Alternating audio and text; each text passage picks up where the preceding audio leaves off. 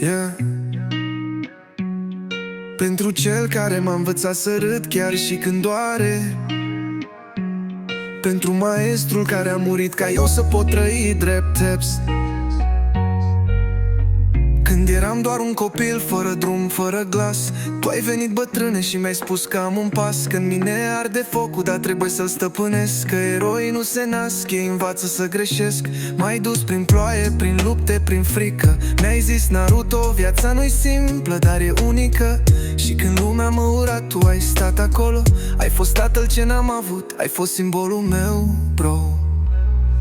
Jiraiya Sensei, încă te aud în vânt când îmi spui că fiecare rană lasă un cuvânt.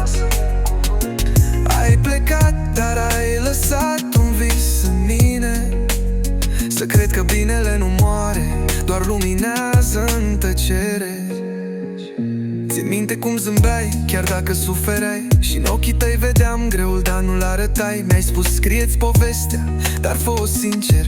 Și acum fiecare vers e un jutsu de învingere. Ai căzut sub umbre, dar nu te-am uitat.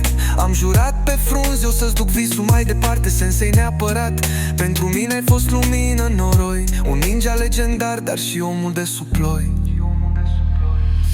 Jiraiya Sensei, încă te aud în vânt când îmi spui că fiecare rană lasă un cuvânt. Ai plecat, dar ai lăsat un vis în mine, să cred că binele nu moare, doar luminează în tăcere. Și acum când mă uit spre cer, știu că zâmbești, că am ajuns acolo unde ai zis că pot să reușesc. Ești eroul meu tăcut, dar încă te simt viu. În fiecare pas, în fiecare dată bai eu ce-l spun târziu.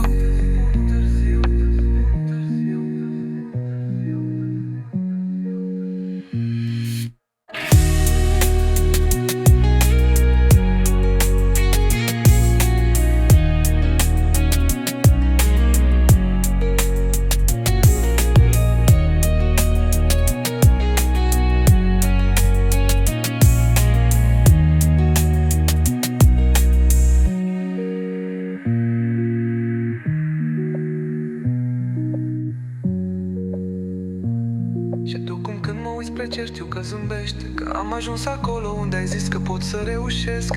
Ești eroul meu tăcut, dar încă te simt viu. În fiecare pas, în fiecare dată bai eu ce-l spun târziu.